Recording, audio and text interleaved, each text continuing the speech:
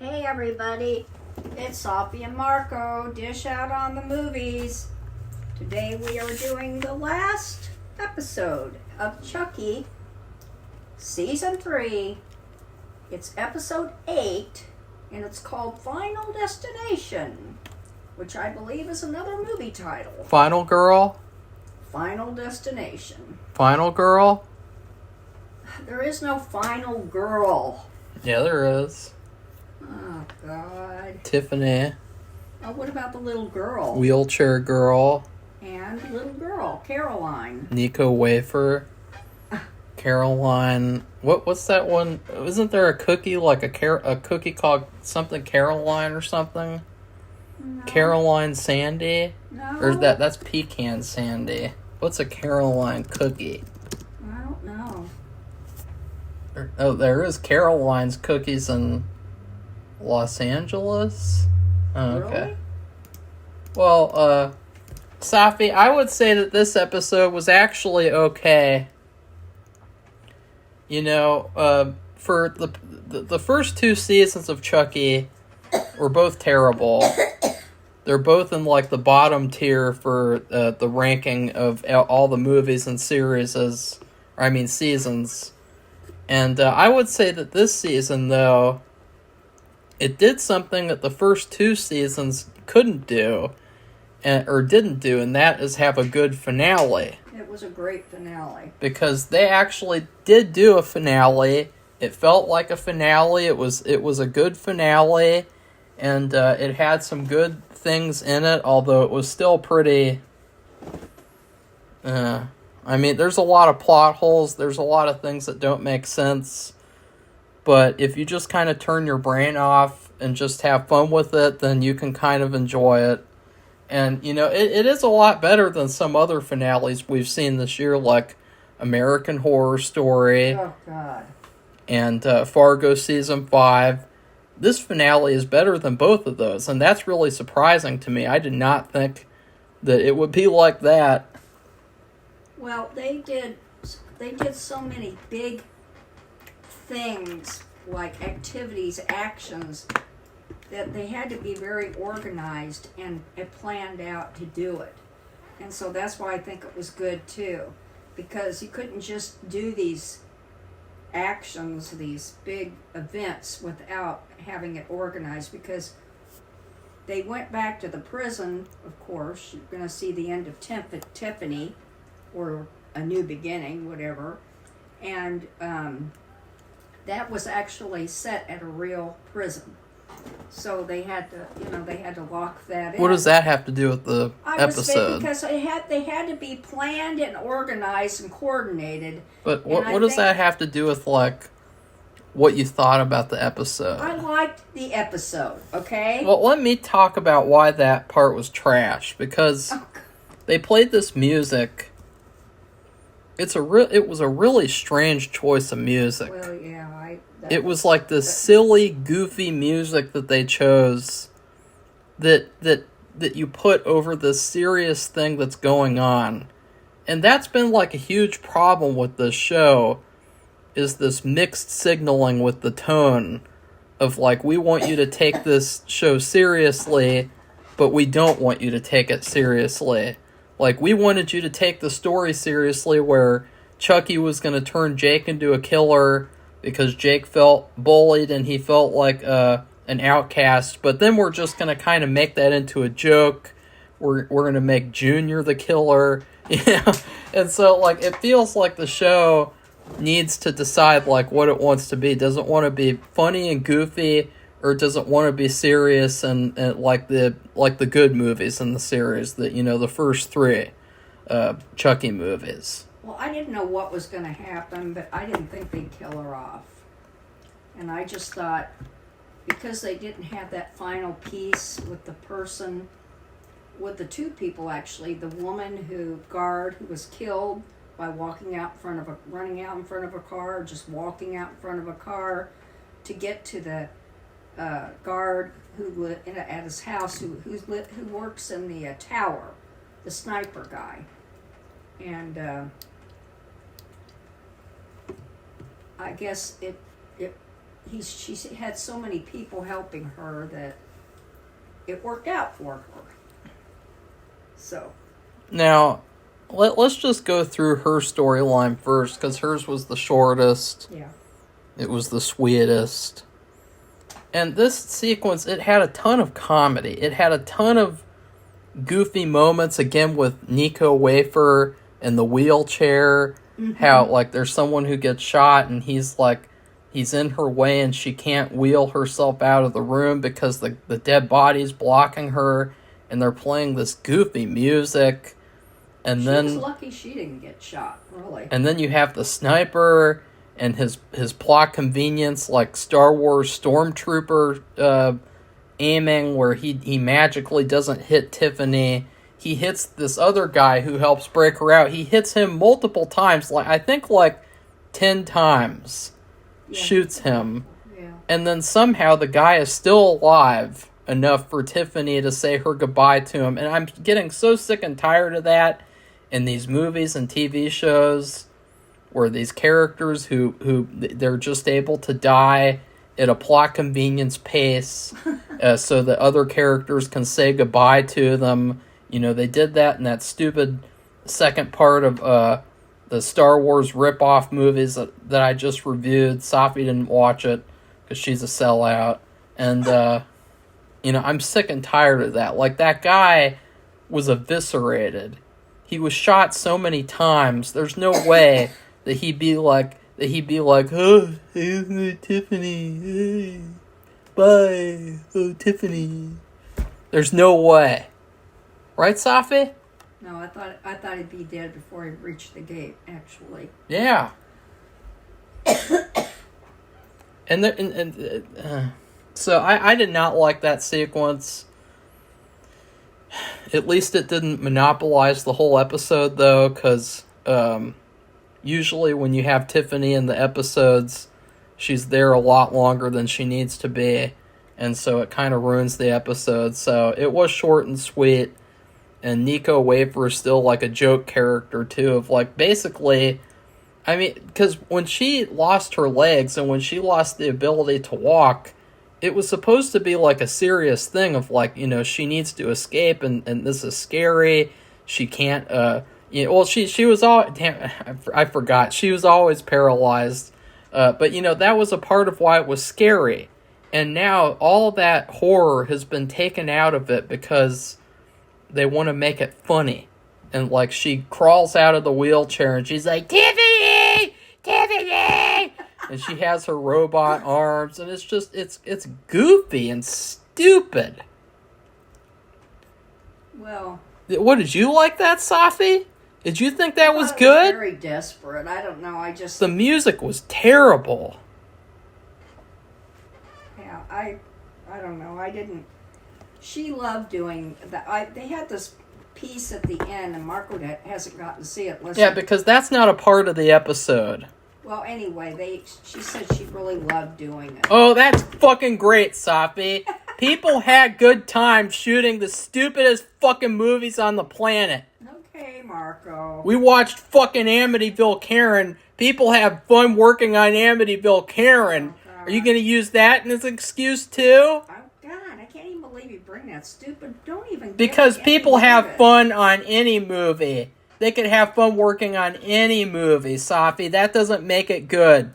It was just okay, because it was short, like Marco said. It didn't last long. I thought it was interesting that her car was conveniently parked right outside the gate. I know. Well, no, that was one of the guards, probably. But then again, why would the sniper allow the guards to park her car in front of the gate? Yeah, I know. There's always those, like... And why did that happen? How could that happen? Because the Chucky writers can't write. They don't think. As I said last episode, I finally discovered like the perfect synopsis for the show, which is basically, it's like a collage of ideas that they can't really fully go through because they're not competent writers. So like, as soon as I realized that, it actually makes the show better. Because that, like, you're not watching, like, a real, like, mature, intelligently written show. you're watching like a scrapbook of ideas. Okay. That's what it is, Safi. It's Chucky, and I don't see why you're. Oh, really? Why are you taking it so serious? Because the people who made the first 3 movies took it seriously, and those movies were good. Okay. Well, the show is not serious. I know, Safi. That's a problem. Okay. Well, let's move on, because she escaped. So I'm like, well, how does she know where to go? And she ends up at the same place everybody else ends up at the end. It's almost like a meetup. It's place. really weird because I didn't get that at all. She wasn't on good terms with Chucky, and then all of a sudden she's on good terms with him. It makes no sense at all. There was no showing on screen of like her developing feelings for him again, wanting to get back with him again.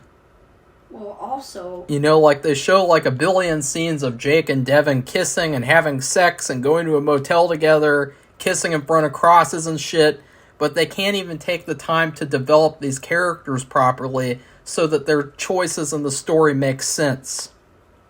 Okay. What? Plus I'm being honest, Safi. Like I said, everybody except the president's son, the teenage boy, he did not. He and his mom and the little boy, the little brother, they did not show up at the end at this meetup place. But also, the wheelchair girl went there too. I don't know how she knew where to go. That was another thing too.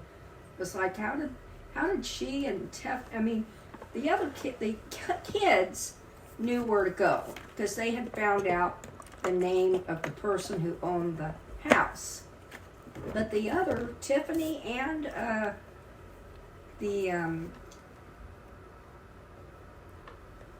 Brad Dourif's daughter, how did they know where to go? Because, they didn't have any trouble. They just showed them going right there at the end of the show. So I didn't understand that. So anyway, now we're going to go to part 2. And that is, remember what we left off from the last episode was that Jake was going to be put to death, basically. Like we're talking about flatlining. That movie, Flatliner or whatever. Flatliners. And it would be like, 5 minutes.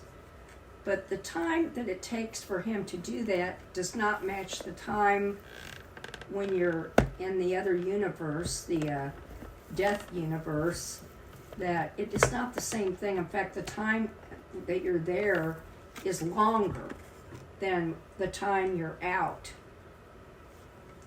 of commission.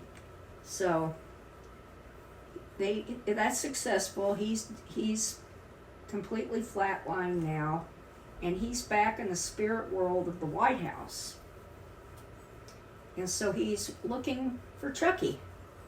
The first thing that we have is the cameo that they spoiled in the trailers, which I don't think they should have spoiled, where his dad appears, his real dad. In the White House. And I don't know why he's there. I don't either. That doesn't make sense.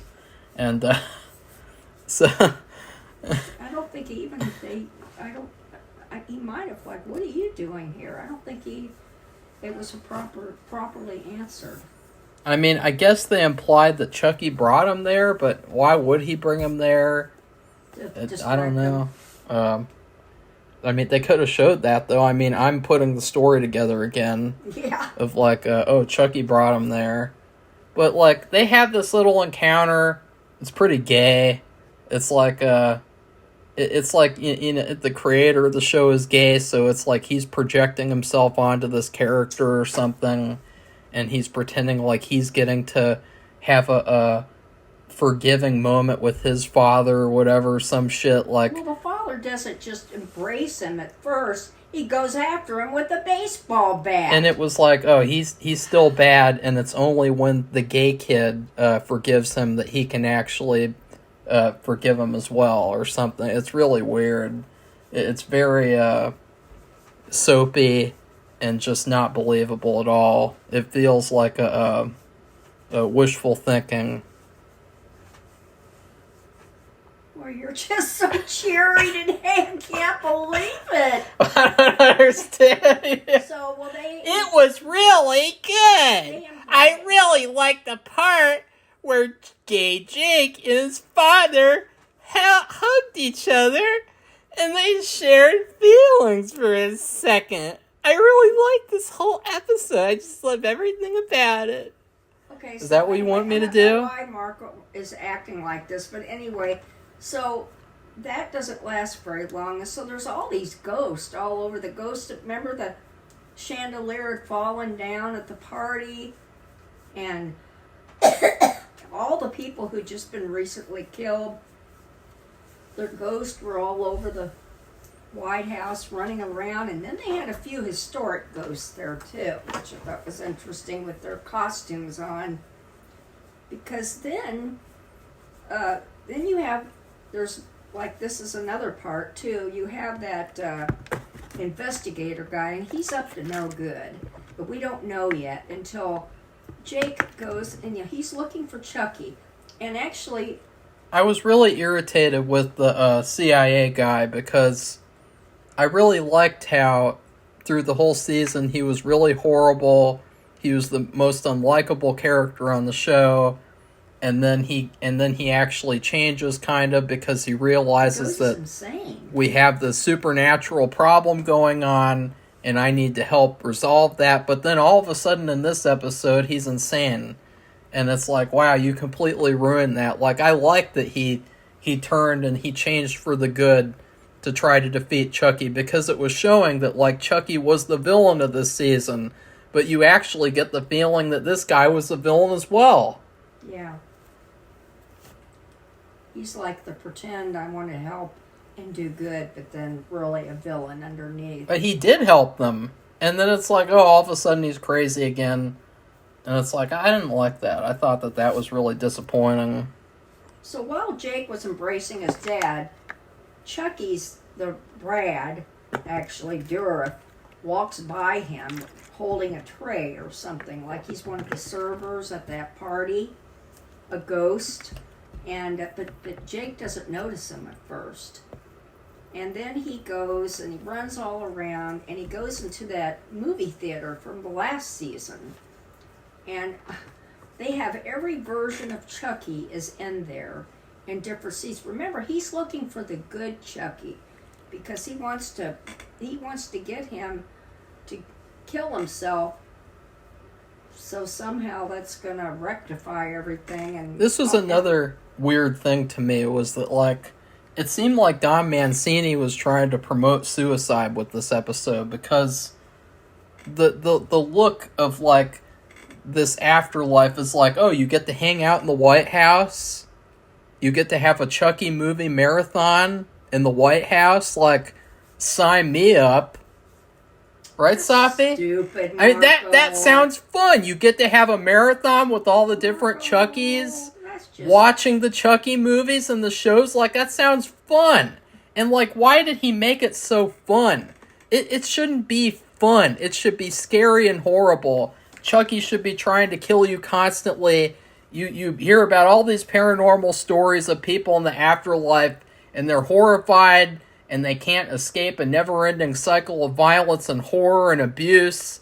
And then you go to this show, and it's like, oh, you get to have a Chucky movie marathon, and you get to have fun. You get to have popcorn and shit. Like, what the fuck is up with that? Who makes the popcorn in the afterlife? Who makes the ghost popcorn, Safi? I don't know. How does one eat popcorn as a ghost? I don't know. Unless you're Slimer. How does that make sense, Safi?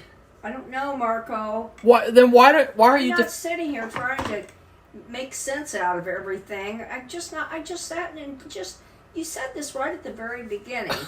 That you would just sit and enjoy the show. You don't need to. I said if you turn your brain off, you can enjoy the episode, kind of. Oh God! Turn your brain off. That means that none of it makes sense. It doesn't, Safi. It's weird. Do you think that going into it's that silly. Spirit world, all those deaths and everything, and other deaths that were in the White House that we don't even know about, who were there, that's all gonna make sense. It's not gonna it looked like a nightmare, didn't it to you? Like a gobbledygook. No, it looked like a Halloween party or something. Oh, God. It looked like a celebration. It looked like some sort of a fantasy world for Don Mancini to forgive his father or something. So in this part of the episode, you have every version of Chucky that's been in the series. I mean, I'm talking about all the way back to the beginning of this TV show. And it's like, in fact, in the after part, they had them lined up. And that means that Brad Dourif's daughter is Chucky. Remember that? Now, I thought that was a terrible choice because... God!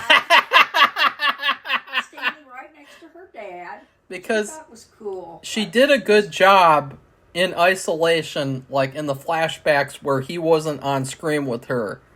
But as soon as you put her next to him, it immediately makes your alarm bells go off and go, wait, this is a woman. This isn't Brad Dourif. This is a girl. This is Brad Gerliff. And so, like, it wasn't a good choice to have them next to each other interacting, because it completely took me out of it and made me realize, like, wow, she did a good job by herself, but when you put her next to him, she's terrible. And they also had, like when he was a teenager, and when he was a little kid, and you had all of those actors all lined up, where they were all sitting in the theater. And then you have Jake finally, he sees one of the Chuckies run out. And then I guess he thinks that must be the good Chucky. So he chases after him. He goes to this really nice bedroom, and he sees the good Chucky in bed. And then they have a nice heart-to-heart talk, kind of. And he's trying to convince that Chucky to do away with himself. That part was good until it wasn't. Safi, what did you think of that? I mean, you haven't said anything about what you think. You're just understand the point of it. I didn't, because why was he doing that? Because they thought, really, what we also wanted to ask Chucky, where's Caroline? Because that was one of their biggest aims. That's Lexi's sister. She's a minor. She's a little girl. She's in grade school, or whatever. Or she's in 6th grade or whatever, and they need to know where she is. And they have no clue at all where she is. And so that was one thing they wanted to ask Chucky. Because remember, he left her, it looked like he left her in some hotel room somewhere in Washington, D.C. to go over to the White House. Well, Safi, when you put the story together yourself, you actually realize that she drove to that guy's mansion. Yeah. And we haven't gotten to that fucking retarded part yet, but... we don't see that, but it has to happen. Yeah. And I will... Well, we're not to that part yet, so I'm not going to comment, but... let's get back to Good Chucky. Good Chucky was kind of a disappointment in this episode, because... I was expecting him to play a bigger part into the episode, and just like last episode, where I wanted to see Charles Lee Ray terrorizing people in the White House as a ghost, and we didn't really get to see that. No. I wanted to see Good Chucky, but instead, it's just like I said, it's like they have a collage of ideas. We have this little tiny idea. Good Chucky helps Jake. Only happens for like 10 or 5 minutes. And then it's revealed, he's actually helping all the other Chuckies like usual now. He's not really good Chucky. And Chucky can't be good. No, right? Even the quote, good Chucky. So I thought that was stupid. I didn't like that. I thought that was too bad, because that was the one, there were 2 big aims for Jake to to do that flatlining, and that was to find the good Chucky, convince him to do whatever he's supposed to do, and then find out where Caroline is. Meanwhile, Chucky had a goal himself.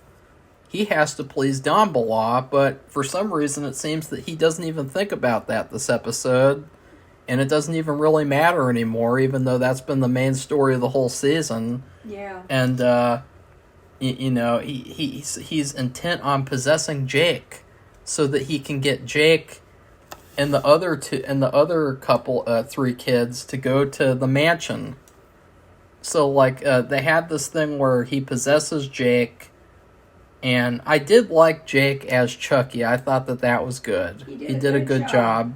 But you know what? Brad Dourif, I think, really closely worked with him to help him really bring it out. He did a better job at playing Chucky than he has done at playing Jake for 3 seasons. Yeah. And it just shows that if they had stuck with the original story, where he wanted to turn Jake into a killer, it would have been a really good show. Because he does a really good job. Yeah. And, but then after he possesses him and things are back to normal or something, the White House is burning down. Well, the investigator did that. He had his little minions with him, and they set off little charges. This is an historic place. So and they burned the whole thing down. That made no sense at all. Well, one thing that made me mad, too, was the place is, it looks like it's all burning down from the outside. And what do you think is going to happen in Washington, D.C., if the White House is burning like that, even a small fire? The army would come. Well, they would have 10 fire trucks come. They had 1. Yeah. And I think that must have been a financial thing or something. Well, I don't know. That shocked me. It's just bizarre. And it's like, Chucky needs to please Dumbledore, but instead you have the CIA guy doing all the work, burning down the White House, killing people for no reason. And I forgot to mention, because this is important to mention as well, every time Don Mancini does something retarded like this. Earlier on in the episode, when the guard comes in to kill the people and break Tiffany out, he shoots a priest. But the way that he shoots him, the priest is holding up his Bible, and he shoots the Bible, and then the bullet goes through the Bible and kills the priest. And I'm really getting sick and tired of this anti-Christian agenda that this show has. We just had a bill that was signed in the House of Representatives to ban parts of the Bible and make the Bible illegal. And, now we watch television and we see this horrible anti-Christian show where it's like, we can't just shoot the priest. We have to shoot a Bible, and then the bullet goes through the Bible and kills the priest. Because we have to show a Bible getting shot. We have to show the White House burning down. I didn't like that. I don't know, I really didn't like that at all. I wish they wouldn't do that, because I'm afraid. I get really nervous about some of these weirdos in real life. But anyway, so the teenage boy, remember, he did not go with his mom and little brother and the Secret Service detail who was protecting her. He went back in the White House because he had to get those kids. They were locked up in a room. They couldn't get out. And so he had gone in there and he was working with them. And then he finds out about Chucky and all that. And so then everything sets on fire, and that Secret Service guy was going after him. And he actually fought him and got away from him. And Grant. Yeah, and so they all and they get away, and of course Jake is now Chucky. Basically what you realize is that Grant is like a substitute for Jake, because Jake is now possessed, and so now Grant kind of takes the position of what Jake would have done if he weren't possessed. The thing that I thought that was really queer, that didn't make sense at all, was Grant stayed behind in the White House as it burned down or something. No, he came out. Oh, he did? Yeah, he Okay. came out. But he didn't go to that mansion. His mother and brother found him. They were outside of the White House. Okay. I must have Found missed him. that. But I was gonna say, like, why is he staying behind in the White House and getting burned alive? Like, that doesn't make sense. No, but he like, stood outside and he could see the ghost of his dad and a little. yeah, girl I up saw in the that. window. I saw that. Well, I did think it was kind of ironic how he was the last one there, defending the White House or whatever. Like, I don't Kind of know. reminded me of that Stephen King movie with the mansion where. Langoliers, No, the mansion. Thinner, Where we went. Carrie, The mansion. Rose Red? Yeah, Rose Red. Remember they were looking in the window. You could see when it was being destroyed. You could see them in the window or something. I don't know. That's what it reminded me of. No, he got away, but the other kids, Jake as Chucky, he told them. He walked out of there on his own and found the other two kids, and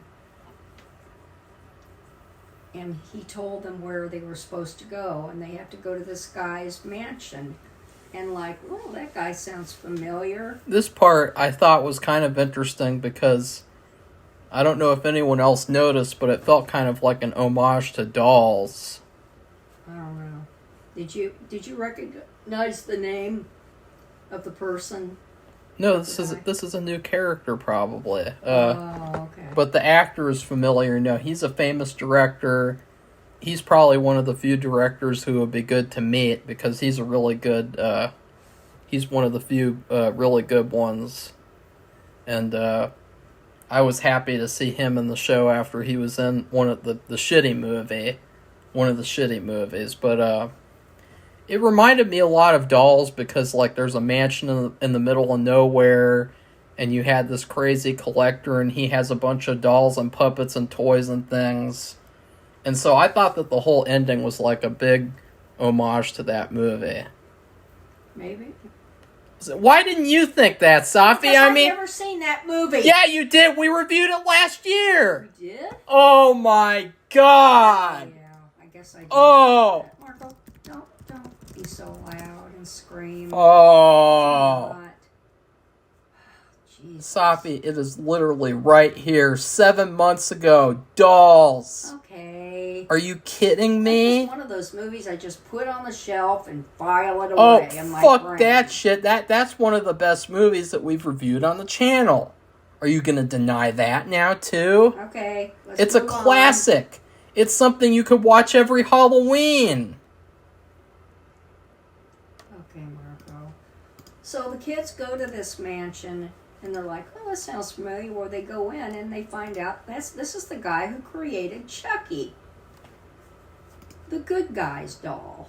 In fact, he pulls out of the closet the original good guy doll prototype or whatever. Yeah, and I guess it was a way of like, you know, who would have a good guy doll still, since they're all destroyed. Right. Oh, the creator of the good guy doll. Of course. And he's gone crazy too, so... Now, I did like the last part. I mean, that was my favorite part of the episode. That's why I thought it stuck the landing, because it concluded in a satisfying way, to where I'm excited to see what happens next.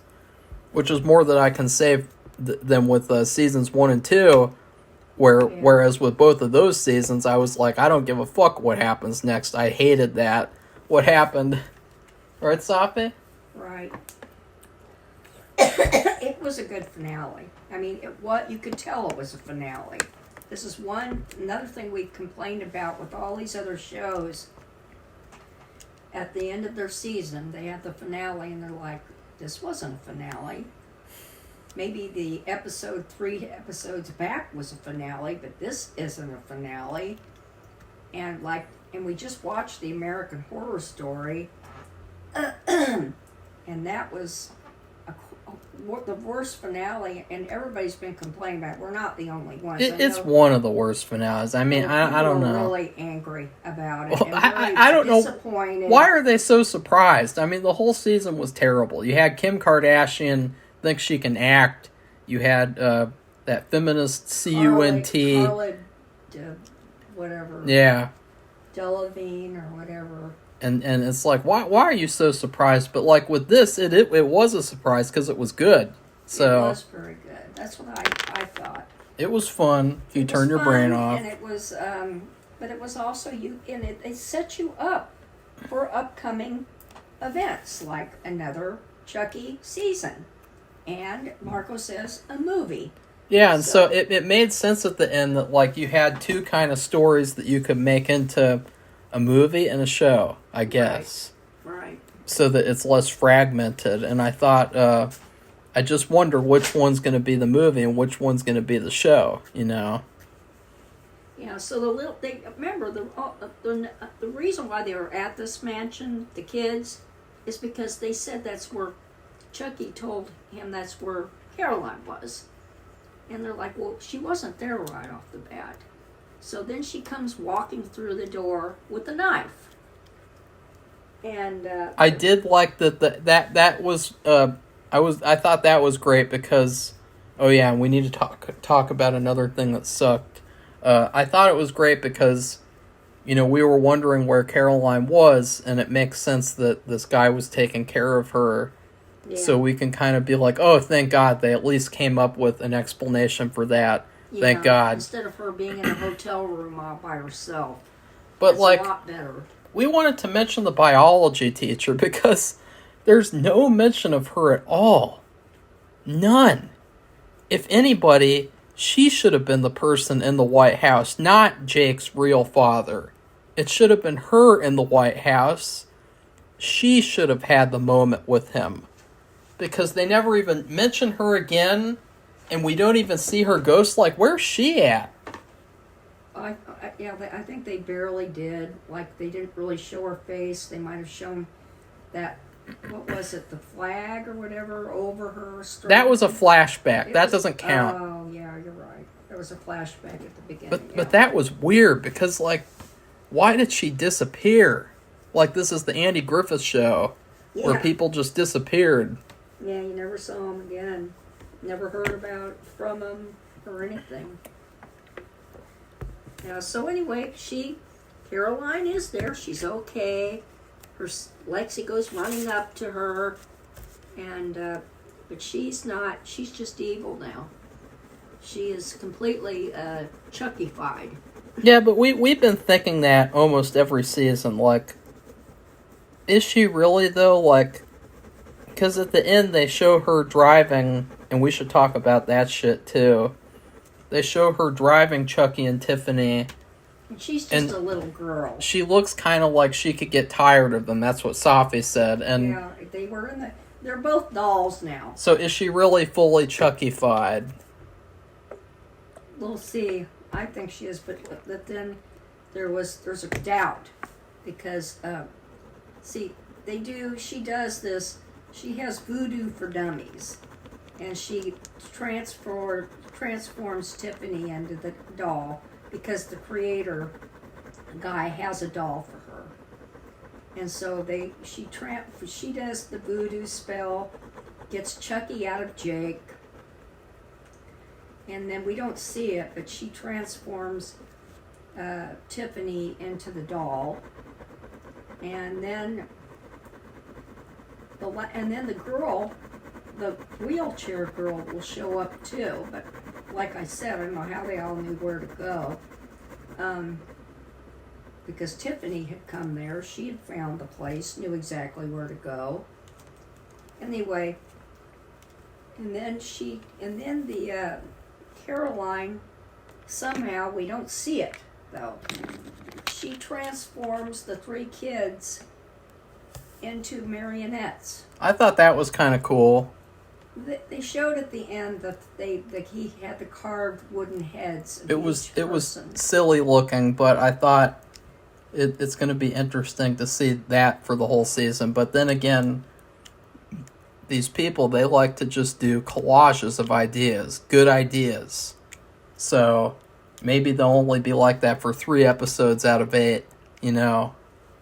I'm just being realistic. But like I thought it was really exciting because I wasn't expecting that. No. And it's a story that's interesting that I thought that's a good idea actually. But, you know, they've had good ideas the whole series. It's just the execution of those ideas that's been off. So, you have Chucky and Tiffany both back as dolls. And why is Caroline driving? This was another thing. Driving. This was another thing where it's like earlier on in the season, it's no problem for Jake to drive. I mean, and neither one, even the little girl, they don't make any mistakes. It's so weird. They drive perfectly. It's so fake and phony and just not believable. Well, it's worse for her than it was for that other boy, Devin, because he could have practiced at home or something, because he's old enough and big enough to do that. But not that he is ready to drive. I don't know how old he is. You think about, like, with Problem Child, which that's a fun movie to watch now and again. You know, in that movie, there's a kid, and he's like, I think he's only like 2 years younger than this girl, and he drives a car at one point in the movie, and he does a terrible job. He almost crashes into everyone. He crashes into the big store, destroys all this shit. Like, you know, he does a terrible job. And it's like with Caroline in the show, like, oh, this is totally normal. A little child driving a car, like it's a fantasy land, you know. Yeah. There's just something on the news, I don't know, a few months ago about a kid who had taken a car, who was like that age. And he had an accident and ran into things and ran into cars or whatever, and did all kinds of damage. And so it's not normal at all. But of course, is Chucky normal? The Chucky world? Oh, that's a dipshit thing to say, Safi. Well, I know that, but it still wasn't.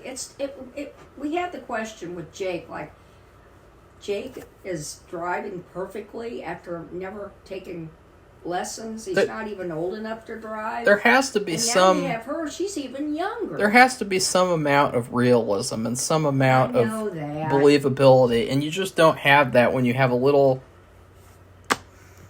How old is she? I'd say she has to be older now. 12, 10, 11?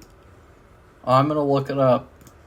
Okay. They might not have it listed, though, because a lot of the times with these child actors, they don't have their birthdays listed on IMDb. Or they haven't done enough stuff. Yeah, see, look, July 9th, you know. I mean, I'll try looking it up again.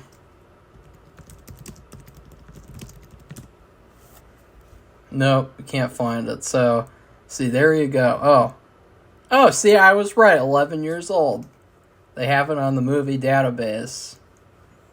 So, you know, an 11-year-old driving a car. Perfectly. Do 11-year-olds know how to drive perfectly? Marco. Let's see what people say. Oh, there's some weird people who give their children the ability to drive on YouTube. Yeah, but she didn't have that. Who knows? That's just... I'm not going to find that out. So they're driving away, but she's disgusted because Tiffany and Chucky are dolls kissing each other in the back seat.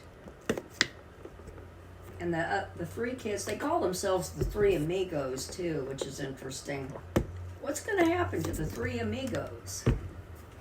And so we're wondering, and why don't you go ahead with that, Marco? What do you mean? Which part of the story is going to be a continuation of this series and next year's season, and which part of it is going to be portrayed in the movie? Oh, well, that's speculative. I would say that if it were my personal preference, my personal preference, Safi. Now, you have to think about this because the reason he said that he wanted them to work in tandem, which means that the characters would meet up at the end of the season. Mm-hmm. So, therefore, I would say that the movie should be the characters from the show escaping the mansion as marionettes. Now, I would prefer to see that as the season because it would mean more time with them as marionettes, and it could be scarier, creepy, cool, fun. But then the show would be Chucky and Tiffany together with Caroline, and then after the movie comes out, they've escaped at the end of the movie, and then at the end of the season, those characters meet up with Caroline, Chucky, and Tiffany. So that's what I think, because it makes the most sense. Well, and I forgot to say, like I did say, but didn't finish it, the wheelchair girl shows up, and she's too late. And the reason why we see the three amigos, as they call themselves, transformed into marionettes, because she finds them. And they say, help us, help us. So. Oh, yeah, never mind. I don't want to say that, because... Or do I? I don't know, because, like, what's going to happen with the wheelchair girl? Like, you know, she just continues to be kind of a useless character now. Well, something's going to happen, because who else is going to save them? The creator? Why would he do that?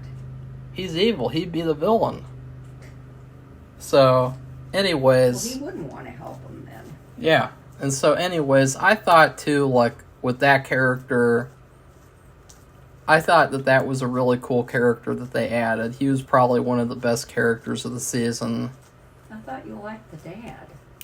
Or the... What dad? The White House dad. I said one of the best characters. Oh, one of the best, okay. No, I'd say the best character was the president's double who got killed for no reason. Yeah. I mean, I thought that character should have survived. I mean, he was a character I'd like to see more of because, you know, he was interesting. Unlike Jake and Devin and Lexi, who are just completely dull and bland and boring. So I would give this episode a B- if I turn my brain off. I gave it a B. But, you know, that's still not excellent, but it's a good finale. Yeah. I thought they did a good job, and I could tell it was very well organized. I know there's these little things like how could she be driving? How did they know how did Tiffany and this wheelchair girl know to go to this mansion? I was just thinking there was something else. You know, what happens to the White House people? The teenage boy and that we just see them, they reunite outside the White House with their mother and their Secret Service detail, and that's it. You don't see them again. And are they ever going to go, is that boy, the teenage boy, is he ever going to get back? Is he ever going to be part of the series anymore? I just wonder that. He might. Yeah, he could. Because he did I thought he did a good job. Yeah. Oh yeah, and the guy who was helping them, the paranormal expert who was with that professor. He got killed. He got killed. Oh! Oh! Oh God. Oh! I shouldn't have brought him up. Oh! Marco, don't do that. Chucky, his whole thing is he's got to please Don Bala because then Don Bala will let him come back to the real world. He never does that in this episode, and somehow he's able to get back in the Chucky doll at the end. It makes no sense at all. Oh, yeah. This is the whole story of the season, Yeah, they and said there's this almost every episode for a while. There's nothing. It's like what the hell? Like that they had a whole story of like, and so because I'm thinking if he did that as a trick and he tricked Don Bala, which is what I am inferring using my brain, Don Bala is going to be pissed and he's going to send Chucky straight to hell. Right? I guess. I So don't know. that's I was really confused with that. Like, why is he able to now be Chucky? He didn't do anything to earn that, like he was supposed to. Who killed that paranormal guy? Was it Chucky? Or was it the... It was Jake, possessed by Chucky. Oh. Yeah. Why didn't you bring that up, Safi? I mean, that's the whole plot of the season. Marco, I don't know. It's like pretty important. I'm just like, trying to think, is there anything else that we missed? Oh, and they showed all these White House ghosts because the guy, the investigator and his minions set off these little bombs all throughout the White House. And they're pissed. The ghosts, the old ghosts who were in there, they were pissed. And they surround the investigator and they go after him. I thought that was good. You see they're wearing their old-fashioned clothing, and I thought that was interesting and fun, good, because he deserved it. So he doesn't make it out of the White House as it burns down. well, Safi, did you enjoy this review? That's it. So if you like this video, which I don't know if you will or not, but we did our best, and we did enjoy the episode, and we appreciated that they actually made a finale look like a finale.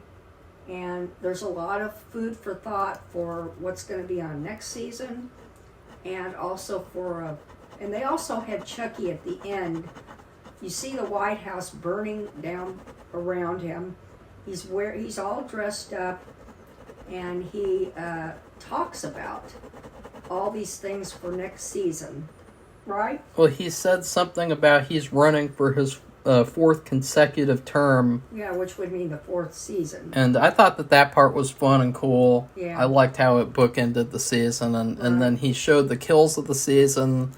And he ended with, like, there's this phone number you can call to make donations. I actually called the phone number and it didn't work, unfortunately. So. Yeah. So I knew there was one more thing to talk about. Really? So if on YouTube, I haven't checked, if you can see what they showed at the Marco didn't get to see it. But if you can see how they made the last episode, they put a lot of work into it, a lot. It was very organized, even though Marco didn't care for some of it. Safi, I am criticized the show very fairly. Okay, There wasn't one thing that I said that wasn't accurate or correct. Okay, well, but anyway, Right? They did a lot of work, and they showed Jake with Brad Dura, and Brad was showing him how to be Chucky, and he had already played the part, and he imitated him. Hey, Safi, Chucky. how would you rate season 3 in terms of food? I think I'd give it a chili dog with cheese. Wow. Why? I don't know. Just it was hot. And It was. Oh, God, Safi, it was hot?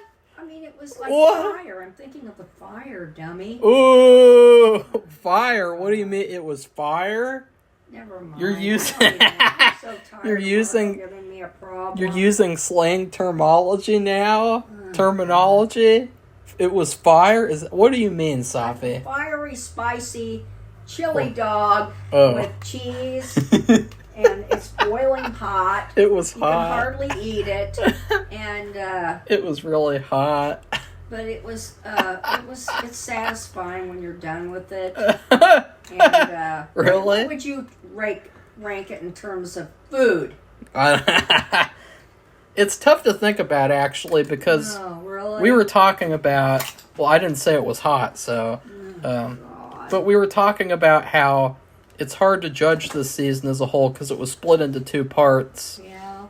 And I really don't like it when shows split into 2 parts. I think it's completely idiotic. And now Cobra Kai, their final season is going to be split into 3 parts, which I just think is the stupidest thing I've ever heard. It's like why don't you just release the episodes on a weekly basis, like normal shows? And there's no strike to blame it on either. Well, so anyways, I think And this show too, at the beginning of it, this episode, they showed every single thing that had happened, all the major events, to tie everything together. And then in the end, with that Chucky at the end saying, "I'm running for," whatever, however he said it, 4 terms, which means season 4.